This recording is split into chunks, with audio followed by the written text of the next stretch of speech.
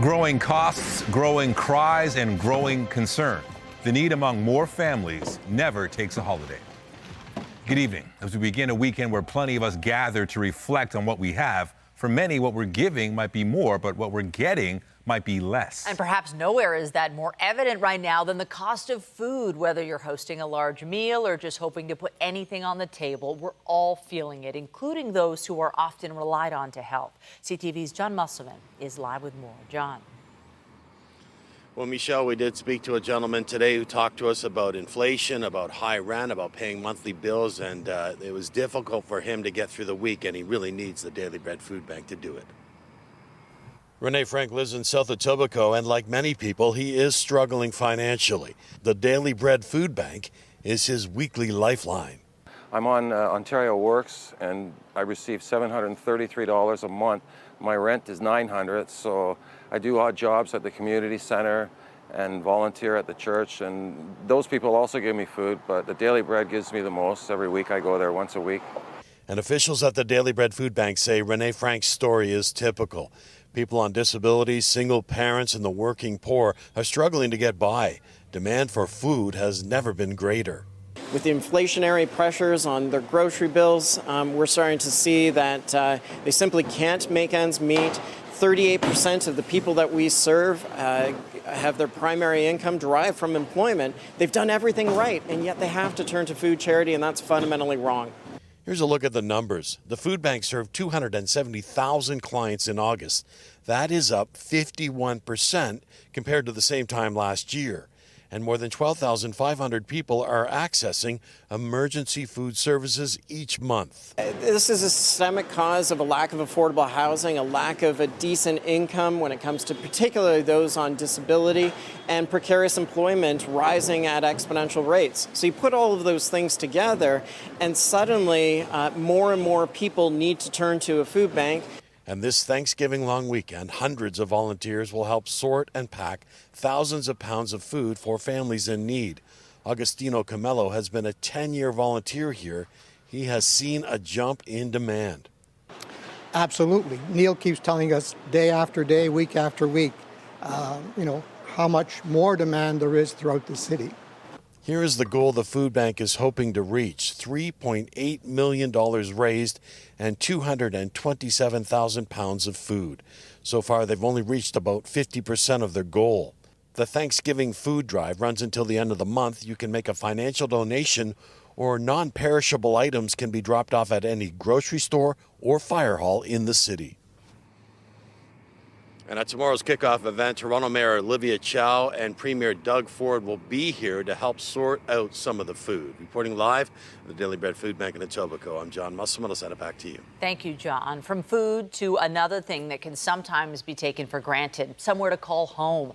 The housing struggle still on full display among asylum seekers and refugees arriving in our region. Dozens seeking shelter here in Toronto now being transferred elsewhere, on the move once again.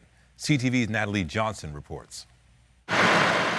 They came to Canada in search of a better life, but the country's biggest city has no shelter for them. I left my country because I was facing a lot of difficulties, persecutions because of my sexual orientation, and the other persecutions because of my political affiliations. Nearly 100 refugees boarding buses out of Toronto, bound instead for Niagara Falls and Windsor, where they are told there is a better chance of finding a place to stay in the short term. We're leaving today after 1.5 months of stay here. You see, I'm excited. I'm very excited about all this. Thank you for all those who have cooperated in terms of giving us this opportunity at least to have another home elsewhere. The transfer out of Toronto comes amid mounting pressure on the city's shelter system. Nearly 300 people turned away from intake centers every night as refugees continue to arrive. People were having to sleep on the streets. As the weather gets colder and colder, as the rain comes, this is not a way forward. The city continues its call for federal funding, $250 million required for 2024 refugee shelter costs alone. Ottawa has been coordinating the transfers to communities with more capacity with the permission of the claimants. Our greatest request is a bigger space, because even though we bring them in, however much, we would want to have them. This space does not suit them. They are too close to each other. Despite those cramped quarters and even sleeping on the street, there was so much gratitude among this group eager to make a life here. Canada is a home to me. Canadian people are so good, they are so welcoming, they are so loving. I'm happy because I'm in Canada right now. I'm in a safe place. Even without a proper place to sleep. Natalie Johnson, CTV News, Toronto. Efforts to locate a Toronto senior missing for nearly a week have come to a tragic end. This is obviously not the outcome that we were hoping for, and our hearts go out to Tulip's family and friends. 76-year-old Tulip was last seen Saturday evening near Mount Pleasant in Eglinton. She lived with dementia, and her disappearance prompted an urgent search by police. Investigators say a member of the public found Tulip in a wooded area near Bayview and Lawrence this morning. They say it doesn't appear anything suspicious led to her death, but a coroner's report is still pending. Homicide investigators have identified the man killed in a double stabbing yesterday in North York. Police were called to the Shepherd and Wilmington area at around 11:15 a.m. They found a man and a woman suffering from stab wounds. 53-year-old Enrique Vinlawan didn't survive his injuries. Residents tell CTV News the two victims were married and were the superintendents of the buildings where the stabbing took place. 77-year-old Victorio Adriatico was arrested and charged with first-degree murder and attempted murder.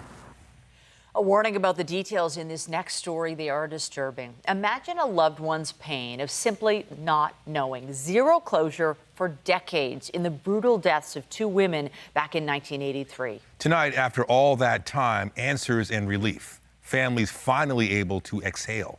Modern technology providing the breakthrough some feared would never come. CTV's Mike Walker is live with more. Mike. Well, Nathan, Michelle, Joseph George Sutherland pleaded guilty to 2 counts of second-degree murder in connection with the 1983 deaths of Susan Tice and Aaron Gilmore. We spoke with Gilmore's brother, who was in the courtroom for the guilty plea, and he tells us it's a huge relief, and it finally brings some closure for his family after nearly 40 years. 4 decades after Susan Tice and Aaron Gilmore were brutally murdered in a mission in court, 61-year-old Joseph George Sutherland of Moosonee pleaded guilty to 2 counts of second-degree murder. A lot of relief. It's been 40 years of waiting for that day. A day Sean McCowan never thought he would witness. He was 13 when his sister, 22-year-old Aaron Gilmore, was murdered. Finally putting this guy away is the ghost is no longer out there and sort of roaming around, and we finally know who it was and what he did.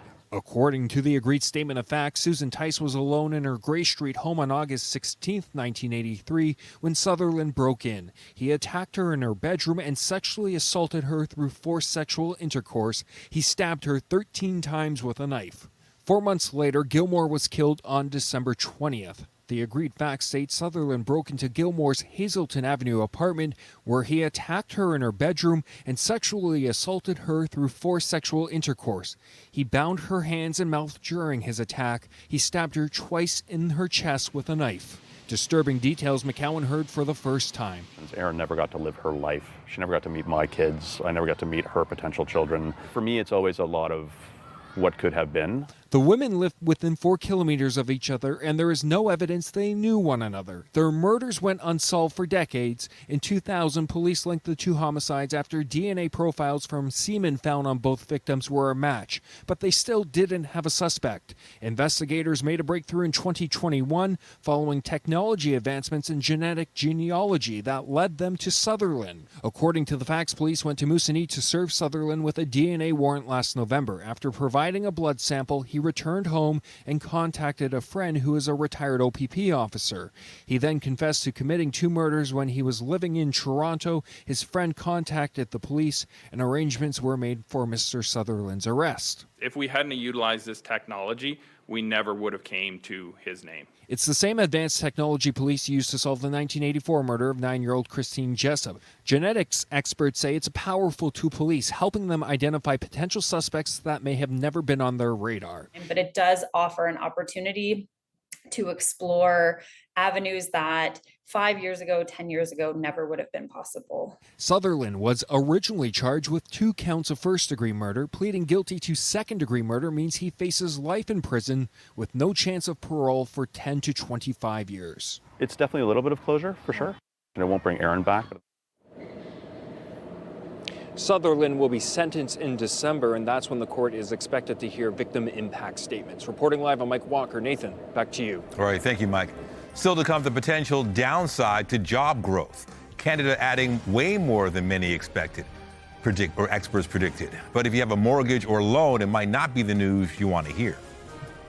But first, a live look outside on this Friday of a long weekend. That's picturesque. Talk about a change, though, from how we started the week. To say it's feeling more seasonal is quite the understatement. Lindsay Morrison is here with a look at the current conditions. Today, there's been rain. There have been some really nice moments, like right now, live this hour. Yeah, quite a difference even from early this morning, Michelle, to this hour. And earlier this afternoon, we had a few showers make their way through the city of Toronto. Still seeing some wet weather to the north of Uxbridge and over toward the Bobcaygeon area, but just about everyone in for a pretty dry evening overall, but not a dry long weekend. Winds right now are coming from a westerly direction. They have strengthened. We will experience gusty winds at times this weekend too. Currently 20 degrees at both Pearson Airport and the Toronto Islands. Overnight tonight, we're expecting to fall to a low near 9 degrees. So suddenly we are at or at times slightly below seasonal as we make our way through the next couple of days. It could be a bit of a chilly Thanksgiving. We'll talk all about it coming up in your forecast. For now, Nathan, over to you. All right, thank you, Lindsay. A lot of people will be traveling on the long weekend, so motorists will be glad to hear this. Gas prices are going down. The price at the pumps fell 6 cents a liter at midnight to almost $1.50, and it's going to drop another cent tomorrow. So we'll be looking at $1.489. It hasn't been that low since March 27th. But enjoy it while you can. Prices could start going up again soon. This is probably as good as it gets. And unless, of course, there is a major recession, a global recession, demand for the product continues to rise. And OPEC has already sort of signaled that it's going to continue its production cuts on oil, meaning they're not happy with $80 oil. They want it back to $90 or $100 a barrel. Other countries aren't able to step up to the plate, so that means that come November, we could be back up above another 10, 15 cents a liter. It's only a matter of time before inevitably gas and diesel prices catch up with oil. And this may come as a bit of a surprise. Dan McTagg says gas prices actually went down on 8 of the last 10 long weekends when Canada and the U.S. had holidays at the same time. York Regional Police are asking for the public's help as they investigate an early morning shooting in Vaughan. This happened around 3:20 a.m. near Jacob Keffer Parkway and Balsatic Road. Police say a man asked for help at a business, saying he'd been shot. He then walked away, and officers found him lying in the roadway with serious injuries. A vehicle with bullet holes was also located nearby. A 29-year-old man is facing firearm charges, but police say they're still seeking suspects and would like to speak to witnesses. Investigators called this a targeted incident, adding there's no threat to public safety. And staying in York Region, CTV's Allison Hurst is live with details of a wild series of events in Newmarket.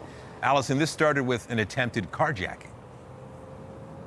This chaotic scene of events took place, York Regional Police say, shortly after the suspect was released on bail on unrelated charges. As soon as Navjot Singh was released on bail from Newmarket Courthouse, police say he walked to McCaffrey Road and attempted to steal a woman's car.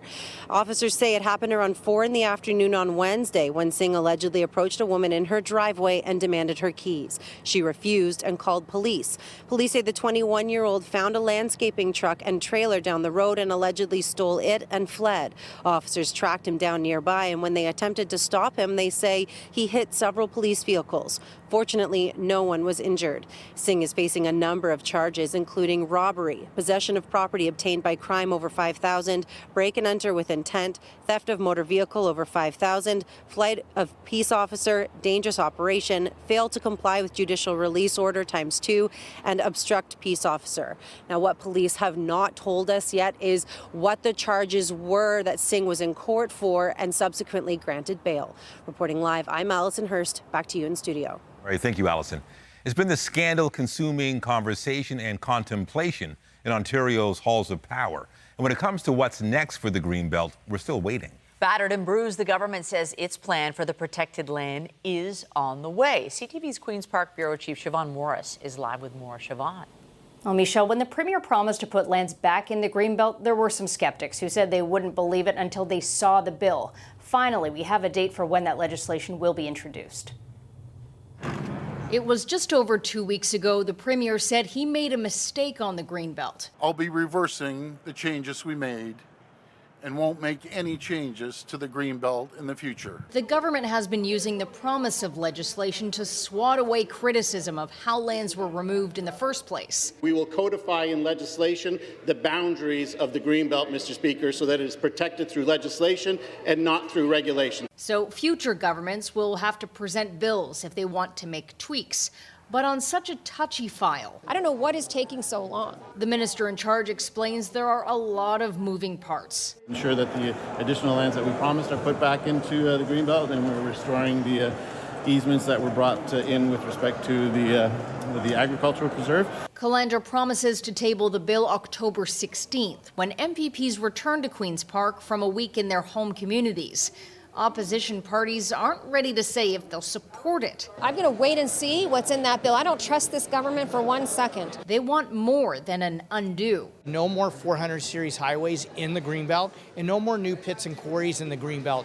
The Liberals are concerned about the expansion of urban boundaries in Ottawa and Hamilton against the wishes of those cities. They want the Greenbelt bill to protect Ontarians from the kind of things I think that happened in the urban boundary, or it appeared to have happened in the urban boundary, which wasn't transparent at all. And some developers benefited in the same way Greenbelt developers could have. The government has no plans to reverse itself there. The planners in Hamilton identified that they did not have enough space to meet future demands in their community. Opposition parties are calling those boundary changes the Greenbelt Scandal 2.0. That's CTV's Siobhan Morris reporting. The Canadian economy added thousands of jobs last month, and the unemployment rate held steady. Some analysts say that doesn't tell the whole story, and there could be a potential downside. CTV's Annie Bergeron-Oliver reports. Canada's economy is creating jobs at a faster pace than expected, with 64,000 positions added in September. And for the third month in a row, unemployment remains stable at 5.5%. This is a function of the fact that our population is growing, so we have a lot more people who can be employed, and a lot of those people are being employed, which is all a very good thing. Driving that growth are jobs in the educational services and transportation and warehousing sectors. The increase also attributed to a rise in part-time work that isn't all by choice. 17.5% of people working part-time jobs in September wanted a full 40-hour work week but couldn't get the hours. Mike Scheckman runs a recruitment agency and says he's seeing more competition for jobs and also higher wage expectations. Salary continues and remains to be a really key motivator for individuals, and you're going to see that heading into next year with the stubborn inflation that we're seeing. Statistics Canada is seeing that too, with hourly wages up 5% to an average of $34 an hour. Experts say 3 months of similar salary spikes puts pressure on the Bank of Canada to hike interest rates in October. Wages and some of the stickier measures of inflation that the Bank of Canada really pays attention to, they're just moving sideways. You know, they're not really moderating. You know, and of course, a continuation of a hot labor market doesn't really help that. In September, job growth was highest in British Columbia and Quebec, with thousands of jobs lost in Alberta and New Brunswick. Annie Bergeron-Oliver, CTV News, Ottawa.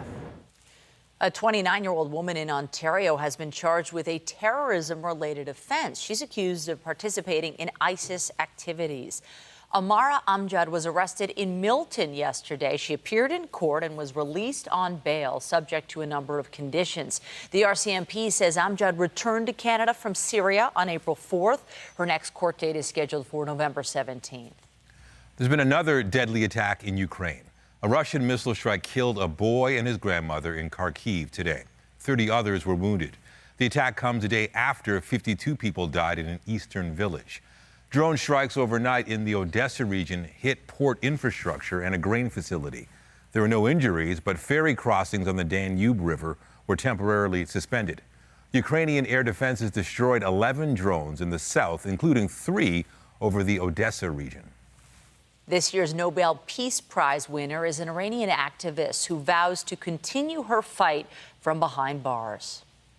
She supports women's struggle for the right to live full and dignified lives.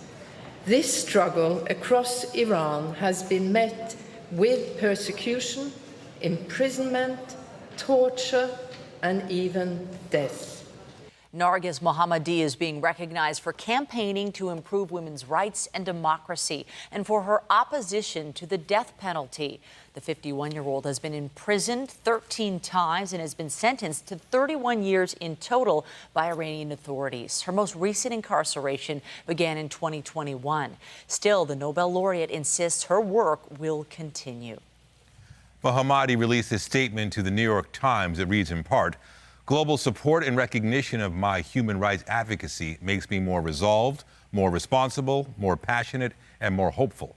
I will continue to fight against the relentless discrimination, tyranny, and gender-based oppression by the oppressive religious government until the liberation of women." A warning tonight about the impact of extreme weather on children around the world. The report finds that on average, every single day, 20,000 children have been displaced by floods, storms, wildfires, or droughts.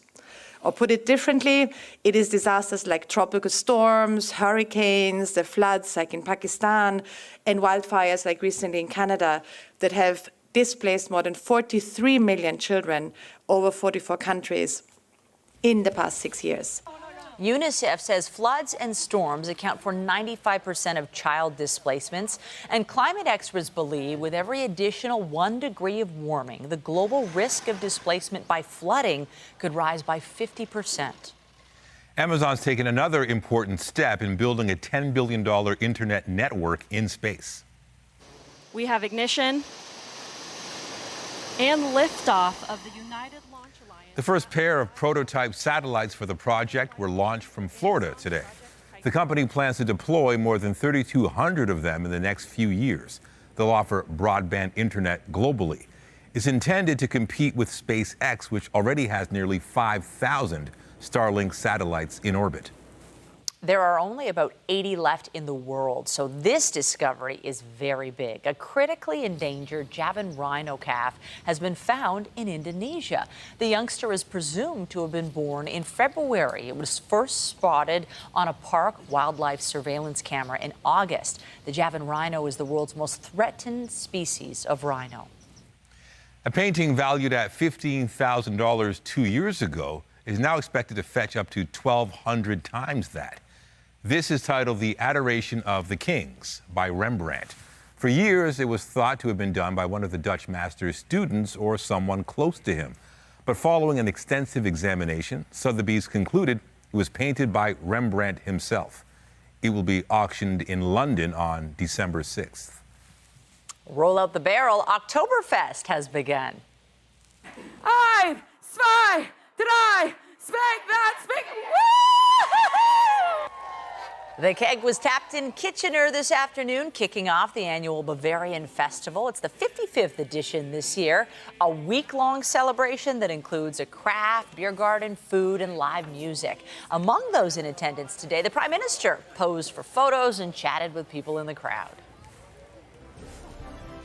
Coming up, a remarkable update to a shocking romance scam. A local grandmother jailed in Hong Kong for a crime she did not commit. W5 kicks off its new season with an unexpected development. And I'm Pat 4, and coming up on Consumer Alert, more people are spending time working at home as well as at the office. It's why laptop sales are way up. If you feel like you could use another screen to help you get some work done, now you can buy portable monitors. We check them out. That's just ahead. We've been talking a lot about the fall colors this week. A big thank you to you, our viewers, who shared your photos. Here's Marielle's photo from Algonquin Park. Absolutely stunning there. And a little closer to home, Andrea captured this tree in Newmarket. Not bad, very nice. And if you want to know what the fall colors look like around southern Ontario, there's an updated look at the fall color report. Weather-wise, might not be quite as picturesque at times this weekend. In fact, in some parts of the province, there could be the first wet snowflakes of the season. We'll talk all about it coming up, and stay with us. We've got another full night of great shows for you right here on CTV. Since the pandemic, more employees have been working at home or at least splitting their time between their work and home office. That's why more people are purchasing laptop computers, but sometimes their screens aren't big enough for every task. Here's Pat Foran and Consumer Alert. Pat. Nathan and Michelle, desktop computers used to be the choice for home and office work, but now with people on the go, laptops have become much more popular. If you've ever wished you could hook up an extra screen to your laptop, now it's easy to do.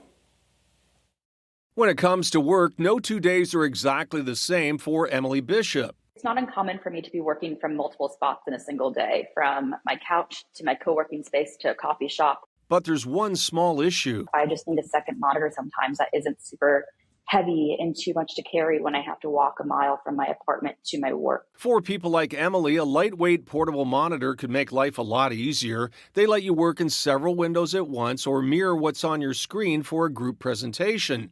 And they're powered by a cord connected to your laptop, so no plugging them into the wall. Some even let you add touchscreen and stylus capabilities to a laptop that lacks those features. Consumer Reports took a look at 6 15.6-inch models. While they often don't match the display quality of a laptop, they can still be very useful. Although some can be pricey, costing more than $400. But researchers found a few models in the lower end of the price range you might want to consider, like the Lapao Z1 Gamut, the editor's pick. It's thin, light, and connects quickly and easily to your laptop and several other devices, and its display is on par with more expensive models. If you prefer a touchscreen, the model from ViewSonic is one of the least expensive options out there. It comes with a stylus, and its touchscreen is responsive and works well, but check for compatibility. It won't work with all Windows laptops. Finally, if you're on a tight budget but still need more screen space, consider our budget pick from KYY. It connects easily to Mac, Windows, Android, iPad, and Nintendo Switch devices, and while its display isn't as good as pricier models, it gets the job done without breaking the bank, something Emily would like to avoid. When buying a portable monitor, you'll want to consider what you plan to use it for most. Some are better for work, others may be suited for movies or gaming, and you might want to check how heavy they are if you plan to lug it around. On your side, I'm Pat Foran. If you have a consumer story idea, email us at alert@ctv.ca. To the forecast, we're heading into the long weekend, and I'm guessing that summer-like temperature stretch has come to an end, but I think we're ready now for change. We're ready for change. It's always nice when there's a little chill and you're cozy at home for Thanksgiving weekend. It's just the rain is what I think folks are worried about. But today we did get a lot of rain, but then there were some beautiful moments. And tomorrow will be similar. We will have a mix of sun and cloud at times tomorrow, but the forecast is a little bit tricky because there's also wet weather at times in store for tomorrow. It's Sunday and Monday when things are really going to cool down and cloud over. And yes, some areas could get some rain. Others could get their first wet snowflakes of the season. Weather is brought to you by Train, the most reliable heating and cooling brand. It's hard to stop a train.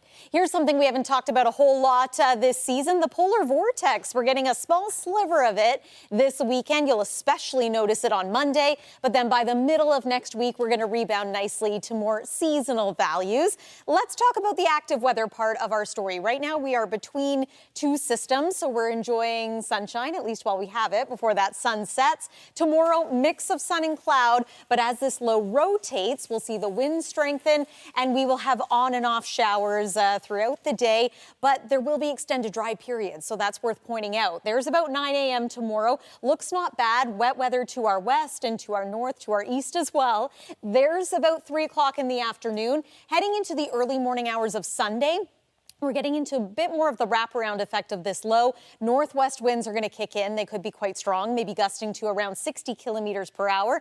Lake effect showers for us. Look what's happening a little further to the north. See that blue? That could be a little bit of wet snow. Not expecting it to necessarily stick to the ground, but Muskoka, Kawartha Lakes, and toward the border with Quebec. Just a heads up for you on that one. And then heading into Monday, still potential for wet weather for us. Certainly looks cloudy overall. 20 degrees is where we're at right now, so not as hot as it's been. Overnight tonight, we're dropping to a low near 9 degrees. Some communities will remain, though, in the double digits. If you want to get outside and enjoy the day tomorrow, again, there will be dry periods. I think pumpkin patches, corn mazes going to be very popular this weekend. Tomorrow's high not expected to get much warmer than about 14 degrees. And then your Thanksgiving forecast is even cooler. 12 degrees for Sunday, about 10 for Monday. Here's the rest of the 7-day. We're drier as we make our way into next Tuesday, Wednesday. Temperature back to seasonal by next Thursday, but another round of wet weather moves in. The VIP prize deadline in the Princess Margaret Home Lottery is midnight tonight. You could score big with the VIP prize, a pair of tickets for the Leafs, the Raptors, and Toronto FC, plus $50,000 cash. There are over 20,000 exciting prizes valued at more than $19 million, including the $8.3 million grand prize featuring an incredible show home in Oakville, an all-electric BMW plus $500,000 in cash, a stunning $2.3 million Niagara-on-the-Lake grand prize with a show home and $100,000 cash, a charming $2.2 million grand prize with a show home in Georgian Bay and $100,000 cash, the $1.2 million bonus prize, and the much-loved, world-famous $2.6 million early bird prize. Plus, you can win big cash prizes with the 50/50 and cash calendar add-ons. Every ticket gives you a chance to win life-changing prizes and helps fund life-saving cancer research at the Princess Margaret. Get your tickets today at princessmargaretlotto.com or by calling 1-866-631-1234. Michelle, I'll send it over to you. Thanks, Lindsay. Also tonight, like so many of us this Thanksgiving long weekend, Drake is also home in the 6 for 2 big shows at Scotiabank Arena. Plus, why the rapper says he's planning a break from music. Guess what? CTV's W5 is back for its 58th season in an all-new primetime slot with a blockbuster 1-hour special. It's called Prisoner 14,000. For the first time, an Ontario grandmother accused of smuggling drugs into Hong Kong is speaking out about her ordeal. This small-town grandmother was given the full drug trafficker treatment, charged, hooded, and paraded in front of the cameras. What did they find inside your luggage? Cocaine in buttons of dresses, in the dresses that were apparently a gift to me. Did you have any idea that there was cocaine in those buttons? I didn't even know there was buttons, let alone cocaine. It's a remarkable story. The W5 team learning their investigation has triggered a breakthrough in the case. W5's investigative correspondent and managing editor Avery Haynes joins us now. Avery, you are kicking off the season with an incredible development. It stems from an earlier W5 story. We saw a bit about it there. It was called Cocaine Buttons. Why don't you take us back to that investigation first? Right, so that story, when we posted it online, had millions of views, including apparently some officials at the Justice Department in Hong Kong. But ultimately, this is a story about a romance scam victim who was turned into a drug mule, flown to Ethiopia first, given a gift of, she didn't know that there was cocaine inside the buttons, but given a gift of clothing with buttons that were filled with cocaine. She's arrested in Hong Kong and facing the rest of her life behind bars. This is a grandma from Barrie, you know, and she's now in a maximum security prison, and she is doesn't have a lawyer. For 9 months she's in there. We went to Hong Kong with her daughter, following her daughter's desperate attempt to get her mom's story, you know, out.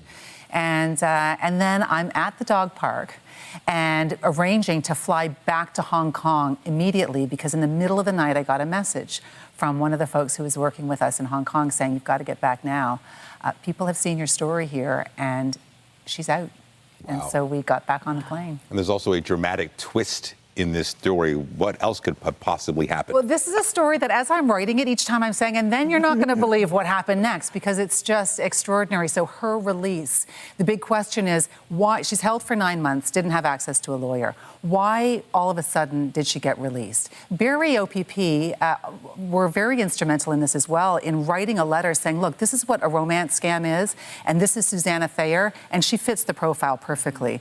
From the Hong Kong judicial officials' perspective, she smuggled cocaine into their country, and they're right about that, but there were mitigating circumstances. She didn't know the drugs were in there. Wow, and we're going to be getting sort of new insights into this whole ordeal, because you got the interrogation video from when she was originally arrested in Hong Kong. And when do we ever get a chance to see that? That's rare, right? yeah. We just don't get a chance to see it. So it's 97 minutes long. We're putting the whole thing up on YouTube, but it's 97 minutes long. But what it turns out is she was kept at the Hong Kong airport for 3 days, handcuffed to a chair and interrogated in 16-hour sessions that were not videotaped.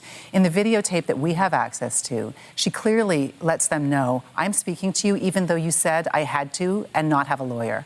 At one point, they show her some documents and say, did you sign this? And she said, yeah, I signed it because you told me I had to, or else I wouldn't be able to call my family. And by the way, you didn't let me call my family anyway.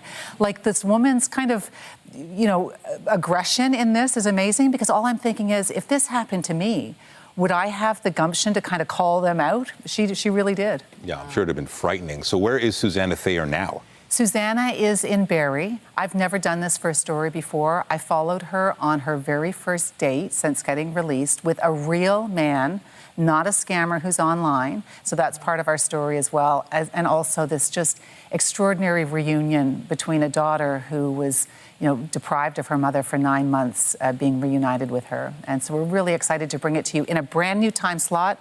W5 is going prime time. We are at 10 o'clock tonight on CTV. Wow, and extraordinary investigative work. It's just amazing that you followed it so closely.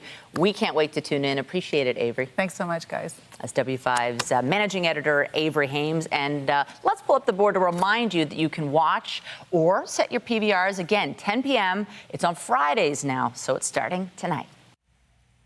The Argos welcome back their starting quarterback tonight. Chad Kelly will be in the lineup when the Boatmen host Edmonton at BMO Field. Linebacker Wynton McManus and defensive tackle Sean Oakman also return this week. The 12-2 first-place Argos already have the East locked up. The Elks badly need a win to have any chance of making the playoffs. Canada's women's soccer team will play Brazil later this month. They'll get that one through to Sophie Schmidt. Schmidt for Leon. Good first touch, and Leon has the goal. The two friendlies will take place October 28th in Montreal and on the 31st in Halifax. The 10th-ranked Canadians beat number 9 Brazil 2-0 the last time they met at the She Believes Cup in February. Buffalo Bills fans in the GTA and elsewhere are in for an early rise on Sunday. Diggs, Allen steps up. There's the shot. Looking deep for Davis. Touchdown! The Bills are playing Jacksonville in London, England. The teams will square off at Tottenham Hotspur Stadium shortly after 9 a.m. our time. The Jaguars will become the NFL's first team to play consecutive games outside the U.S., following a win over Atlanta at Wembley Stadium. There are plenty of developments surrounding Drake tonight. His newest album is out as he prepares for a pair of hometown shows right here in Toronto. To talk about us, I feel like Jordan Peele. Could tell I'm getting under your skin like an orange peel. The rapper sharing a video for his song 8 a.m. in Charlotte, featuring an appearance from his 5-year-old son, Adonis. It appears on his 8th studio album, For All the Dogs. It features guest performances from artists including 21 Savage, SZA, and J. Cole. Meanwhile, the 36-year-old is revealing his plans to take a break from music to focus on his health. Speaking on his radio show, Drake says he's been dealing with recurring stomach problems and will take a hiatus of, quote, maybe a year or maybe a little longer. On the rapper's website, several scheduled concert dates following this upcoming weekend are now listed as postponed.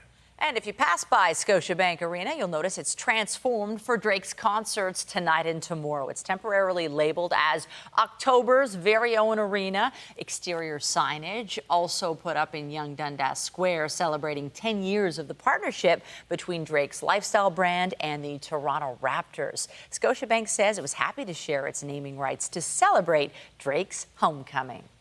With 1 week to go until Taylor Swift's concert film hits theaters, pre-sale numbers have just passed a big milestone. We're about to go on a little adventure together, and that adventure is going to span 17 years of music. How does that sound? Variety reports Taylor Swift The Eras Tour has surpassed $100 million U.S. in advanced ticket sales worldwide. Industry experts think the film will bring in that much in its opening weekend here in North America. The Eras Tour movie debuts next Friday. Stars Tonight is brought to you by Lastman's Bad Boy. Who's better? Nobody. They've done everything right, and yet they have to turn to food charity, and that's fundamentally wrong. Updating our top stories as families prepare for Thanksgiving dinner, food banks are struggling to keep up with soaring demand in this city and higher costs. The Daily Bread Food Bank says client numbers were up 51% in August compared to last year.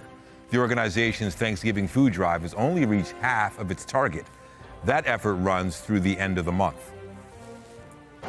Thank you for all those who have operated in terms of giving us this opportunity at least to have another home elsewhere.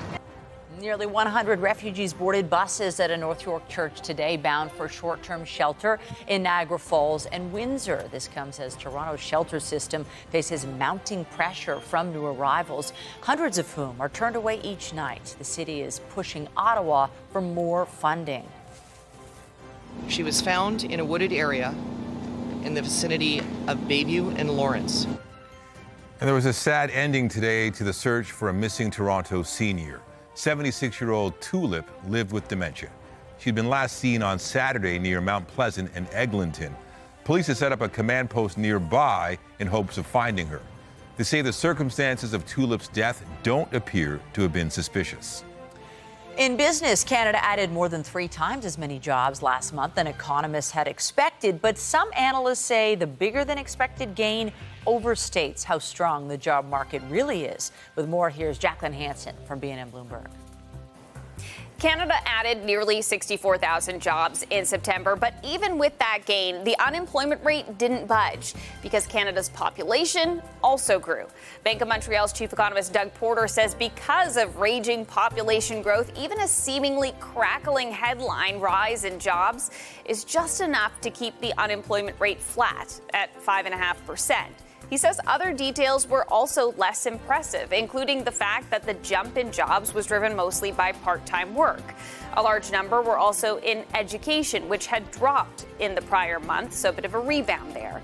However, the Bank of Canada could be concerned with the strength in wages. Average hourly wages jumped 5%, above the pace of inflation. Still, markets suggest there's less than a 50% chance the central bank hikes at its next meeting. Let's take a look at some of the closing market numbers for today. The Canadian dollar is trading higher by 1/4 cent to a touch above 73 cents U.S. West Texas Intermediate oil gained almost 50 cents to about $83 U.S. a barrel. And Western Canadian Select gained 60 cents to almost $62 U.S. a barrel. As for stock markets, the TSX added 108 points to end the trading week at 19,246.07. That is the latest in business. I'm Jacqueline Hansen of BNN Bloomberg. Unifor says contract talks with General Motors Canada will continue all weekend as the deadline fast approaches. The union has set an October 9th deadline for those negotiations.